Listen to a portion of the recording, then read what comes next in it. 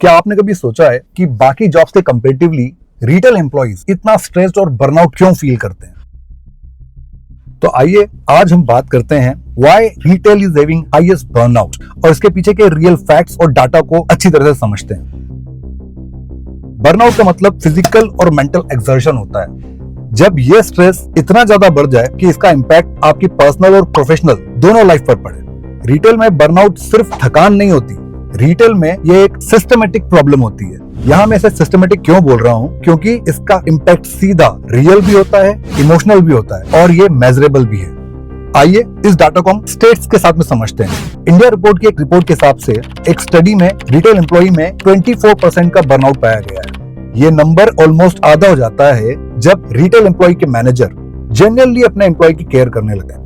ऐसे ही यूके के एक सर्वे में 30% रिटेल वर्कर्स में जस्ट 6 मंथ में ही बर्नआउट देखा गया है। ग्लोबल फ्रंटलाइन डाटा के हिसाब से रिटेल, हॉस्पिटैलिटी और फूड इंडस्ट्री सेक्टर में बर्नआउट का रेट 78% तक देखा गया है। ये नंबर बताते हैं कि रिटेल में बर्नआउट रैंडम नहीं होता, वो बहुत कॉमन है। तो आइए सबसे पहले इनके कुछ कारणों की हम स्टडी करते हैं। सबसे पहले तो देखा जाए तो ये जॉब फिजिकली और मेंटली बहुत डिमांडिंग होते हैं। इनके वर्किंग आवर्स ऑलरेडी बहुत लंबे होते हैं, साथ ही साथ 8 से 10 घंटे यहाँ एम्प्लॉय को खड़े रहना पड़ता है। उसके बाद मल्टीपल कस्टमर हैंडल करना और हर कस्टमर के अलग अलग माइंडसेट से डील करना और उसके अलावा और भी सारी रिस्पॉन्सिबिलिटी। इसका दूसरा कारण है अनप्रेडिक्टेबल शेड्यूल। रिटेल में कभी टाइमिंग फिक्स नहीं होती। रोस्टर मंथ के ठीक पहले आता है और कई बार तो ये वीकली भी होता है और आने के पहले भी ये कई बार चेंज हो जाता है।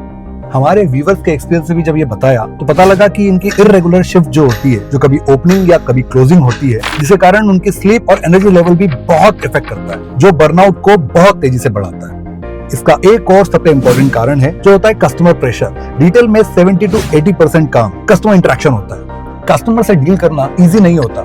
हर दिन different mood, different attitude, different complaints और कस्टमर का रश, ये सब मिलकर एम्प्लॉय के इमोशनल एग्जॉर्शन को बढ़ा देते हैं। और इन सब के बाद अगर हम कंपनी से रिवार्ड और एक्सपेक्टेशन की बात करें तो बातें और बिगड़ जाती। सेठ बताते हैं कि बर्नआउट ज्यादातर लो कंट्रोल रोल्स में ही होता है, जहां वर्कलोड हाई होता है और ऑटोनॉमी बहुत ही लो। एक्सटेंडेड आवर के साथ में मल्टीपल टास्क और सैलरी जैसी के वैसी है। और ऐसी अनरियलिस्टिक एक्सपेक्टेशंस जो है आगे चलकर बर्नआउट का एक मेजर ड्राइवर बनती है। बर्नआउट का एक और सबसे मेजर कारण है lack of support. Great place to work India की रिपोर्ट के हिसाब से ये पता चला है कि मैनेजर अगर सपोर्टिव होता है तो बर्नआउट का रेट 12% तक कम हो सकता है, जो करंट स्टेट में 24% तक है। मतलब careless leadership, lack of respect और अनअप्रोचेबल मैनेजर्स बर्नआउट को तेजी से बढ़ाते हैं। और इस बर्नआउट का इम्पैक्ट सिर्फ अपने काम तक नहीं होता, एंजाइटी पूरे टाइम आपको घेरे रहती है। सोने में तकलीफ होती है, रातों में नींद नहीं आती, एम्प्लॉय अपने आप को अंडर वैल्यूड फील करता है और इमोशनली एग्जॉस्टेड। यूके सर्वे में भी ये देखा गया कि बर्नआउट ने एम्प्लॉयज की लाइफ को बुरी तरह से अफेक्ट करा है, जहां पर उनका स्ट्रेस, फ्रस्ट्रेशन और नर्वसनेस सभी बढ़ी हुई मिली। कुछ इंडस्ट्रीज जैसे हॉस्पिटैलिटी और हेल्थ केयर में भी बर्नआउट हाई होता है, लेकिन रिटेल फ्रंटलाइन वर्कर्स में बर्नआउट कॉन्स्टेंटली टॉप पर ही होता है, स्पेशली क्योंकि यहाँ पर सबसे ज्यादा कस्टमर इंटरेक्शन होता है, अनप्लान्ड शेड्यूल होते हैं और वर्कलोड बहुत ज्यादा होता है। ये एक डिटेल प्रॉब्लम है, लेकिन इसका सॉल्यूशन भी है। बेटर शेड्यूलिंग, मैनेजर सपोर्ट करना, रिस्पॉन्सिबल वर्कलोड, फ्लेक्सिबल ब्रेक्स और रिस्पेक्ट और रिकॉग्निशन। रिटेल बर्नआउट का सबसे बड़ा कारण होता है अनप्रेडिक्टेबल शेड्यूल। इसका सॉल्यूशन भी है। रोस्टर चाहे वीकली हो या मंथली, वो टाइम पर रिलीज होना चाहिए। ऑफ कोर्स क्योंकि रिटेल में है इसलिए चेंजेस होते हैं, शिफ्ट में चेंजेस कंटिन्यूअसली होते हैं, लेकिन जहां तक हो सके लास्ट मिनट चेंजेस शिफ्ट के लिए मिनिमाइज होना चाहिए।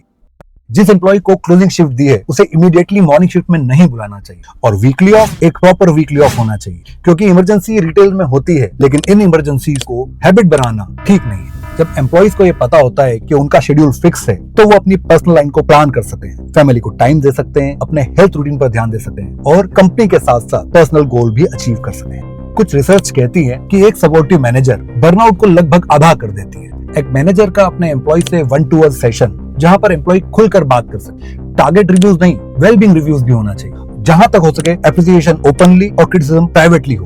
कभी कभी बर्नआउट वर्कलोड से नहीं, एटीट्यूड से भी होता है। एक सपोर्टिव मैनेजर पूरी टीम का स्ट्रेस लेवल कम कर सकता है। मैनेजमेंट एक्सपेक्टेशन भी रियलिस्टिक होना चाहिए। रिटेल में देखा गया है कि एक ही एम्प्लॉय को 3 लोगों का काम दिया जाता है। जहां तक हो सके पीक सेजन्स के लिए टेम्परेरी स्टाफ को इंक्रीज करना चाहिए। सेल्स टारगेट भी रियलिस्टिक होना चाहिए, जो ग्राउंड रियलिटी के हिसाब से हो। एक्स्ट्रा टास्क जैसे स्टॉक अरेंजमेंट, बिलिंग और पेपर वर्क, उसका डिस्ट्रीब्यूशन इवनली होना चाहिए। अगर वर्कलोड बैलेंस होगा तो एम्प्लॉय सिर्फ सर्वाइव नहीं करेगा, वो परफॉर्म भी करेगा। और उसके साथ ही ब्रेक टाइमिंग भी फ्लेक्सिबल होना चाहिए। रिटेल में ब्रेक जरूर होते हैं, लेकिन कई बार ब्रेक सिर्फ नाम के लिए होते हैं। इसलिए फिक्स ब्रेक टाइमिंग के अलावा भी इमरजेंसी माइक्रो ब्रेक्स होना चाहिए। कई बार जब फ्लोर पे बहुत रश होता है, उस टाइम पर हर एम्प्लॉय को 5 से 10 मिनट डिकम्प्रेशन टाइम जरूर मिलना चाहिए। और ऑफ कोर्स इन सारी चीजों के लिए प्रॉपर स्पेस और रेस्ट एरिया होना चाहिए। साइंटिफिक स्टडीज भी शो करती है कि शॉर्ट ब्रेक प्रोडक्टिविटी को बढ़ाता है, और हो भी क्यों ना, मशीनें भी ओवरहीट होती हैं, तो एम्प्लॉयज तो फिर भी इंसान है। रिटेल बर्नआउट का सॉल्यूशन इम्पॉसिबल नहीं है, बस सिस्टम को थोड़ा ह्यूमन बनना होगा, क्योंकि रिटेल एम्प्लॉय रिसोर्स नहीं है, वो इंसान है। अगर आप भी रिटेल में हो और कभी आपने भी ऐसा फील किया हो, तो याद रखो, आप अकेले नहीं हो। This is man at work, और यहाँ हम रिटेल की सच्चाई बोलते हैं।